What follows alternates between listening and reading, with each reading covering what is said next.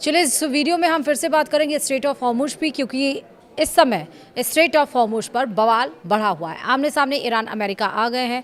Mohsin Naqvi Tehran पहुंचे हैं। क्या कुछ होने वाला है? नमस्कार, आप देख रहे हैं न्यूज़ 18। मैं हूं आपके साथ श्रुति श्रीवास्तव। ईरान और अमेरिका के बीच तनाव के बीच दुनिया की नज़र अब हॉर्मुज जल डमरू मध्य पर टिकी है। अमेरिकी राष्ट्रपति डोनाल्ड ट्रंप ने कहा है कि ईरान के साथ स्थिति फिलहाल ठीक चल रही है।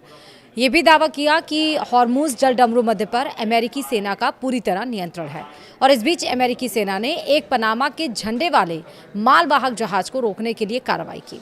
अमेरिकी अधिकारियों के मुताबिक जहाज ईरान के एक बंदरगाह की ओर बढ़ रहा था और चेतावनी के बावजूद नहीं रुका। इसके बाद अमेरिकी सेना ने जहाज के स्टीयरिंग सिस्टम को निशाना बनाकर 2 हेल फायर मिसाइलें दागीं। कार्रवाई के बाद जहाज को आगे बढ़ने से रोक दिया गया। दूसरी ओर ईरान ने साफ कर दिया है कि वह अपनी शर्तें पूरी होने तक हॉर्मुज जल डमरू मध्य को दोबारा नहीं खोलेगा। ईरान की सुप्रीम नेशनल सिक्योरिटी काउंसिल के सचिव मोहसिन रेजाई के मुताबिक अमेरिका को युद्ध और नाकाबंदी पूरी तरह से खत्म करनी होगी। इसके साथ ईरान की जब्त संपत्तियां वापस करनी होंगी और क्षेत्र में युद्ध विराम लागू करना होगा। इन मांगों के पूरा होने के बाद ही समुद्री रास्ते को खोलने पर विचार किया जाएगा। इस बीच यमन के हुती संगठन ने भी तनाव बढ़ाने वाला दावा किया। संगठन के मुताबिक उसने बाब अल मंदेब जल डमरू मध्य में सैन्य सामान ले जाने रहे एक सऊदी जहाज को निशाना बनाया। हालांकि कूटनीतिक स्तर पर बातचीत की कोशिशें भी जारी हैं। कतर ने कहा कि हॉर्मुज से समुद्री यात्रा दोबारा शुरू कराने को लेकर ओमान और ईरान के बीच चल रही बातचीत में काफ़ी प्रगति हुई है। पाकिस्तान भी मध्यस्थता की कोशिशों में शामिल है। पाकिस्तान की गृह मंत्री मोहसिन नकवी ईरानी अधिकारियों से बातचीत के लिए तेहरान पहुंचे हैं। उनका मकसद अमेरिका, इजराइल और ईरान के बीच चल रहे संघर्ष को रोकने और हॉर्मुज जल डमरू मध्य को फिर से खोलने के लिए रास्ता तलाशना है। हॉर्मुज दुनिया के सबसे महत्वपूर्ण समुद्री मार्गों में से एक है, इसलिए यहाँ लंबे समय तक तनाव रहने से तेल की सप्लाई, अंतर्राष्ट्रीय व्यापार और वैश्विक बाजारों पर बड़ा असर पड़ सकता है। अब इस युद्ध से जुड़ी क्या क्या अपडेट्स आए हैं वो समझिए। अमेरिका का ईरान युद्ध अब देश में तेजी से अलोकप्रिय होता जा रहा है। मार्च 2026 की शुरुआत में जब युद्ध शुरू हुआ था तब करीब 46% अमेरिकी इसके खिलाफ थे। अब यह आंकड़ा बढ़कर 57% हो गया है। ऐसे में राष्ट्रपति डोनाल्ड ट्रंप के लिए युद्ध को लेकर मजबूत समर्थन बनाए रखना चुनौती बन गया है। इस बीच ईसाई जायनिस्ट समूह ट्रंप की सैन्य कार्रवाई का लगातार समर्थन कर रहे हैं।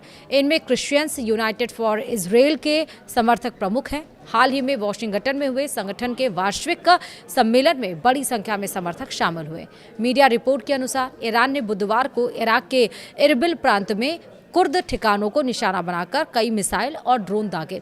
कुर्द पेशमर्गा के एक कमांडर ने समाचार मंच रूडा को बताया कि हमले अलाना घाटी में किए गए।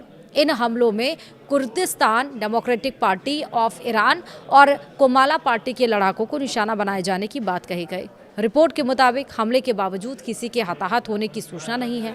हालांकि हमले से इलाके में तनाव बढ़ गया और सुरक्षा स्थिति पर चिंता बनी हुई है।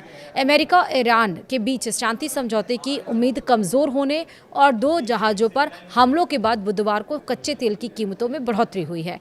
इससे मध्य पूर्व से तेल की आपूर्ति प्रभावित होने की आशंका बढ़ गई है। हालांकि अमेरिकी कच्चे तेल के भंडार में बढ़ोतरी की जानकारी भी सामने आई।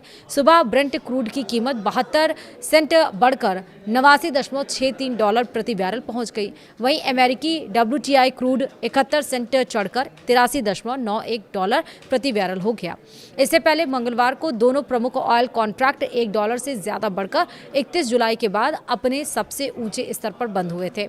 अमेरिकी राष्ट्रपति डोनाल्ड ट्रंप ने दावा किया है कि हॉर्मुज जल डमरू मध्य पर इस समय अमेरिका का पूरी तरह नियंत्रण है। ज्वाइंट बेस एंड्रयूज में पत्रकारों से बात करते हुए ट्रंप ने कहा कि ईरान के साथ स्थिति ठीक चल रही है और अमेरिकी नौसेना पूरी तरह से मजबूत स्थिति में है। उन्होंने ये भी कहा कि हॉर्मुज पर किसी और का नहीं, सिर्फ अमेरिका का नियंत्रण है। ट्रंप ने ईरान पर भरोसा नहीं करने की बात भी कही।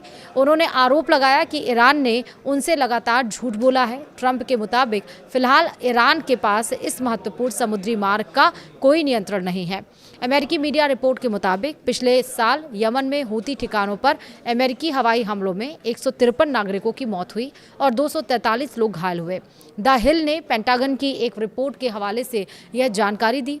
12 पन्नों की इस रिपोर्ट में अमेरिकी रक्षा विभाग ने कांग्रेस को बताया कि अप्रैल 2025 में 3 घटनाओं में ये नागरिक हताहत हुए। 6 अप्रैल को सना में हुए हमले में 5 लोगों की मौत हुई। 17 अप्रैल को रास ईसा बंदरगाह पर हमले में 80 और 28 अप्रैल को सादा के पास हमले में 47 नागरिक मारे गए।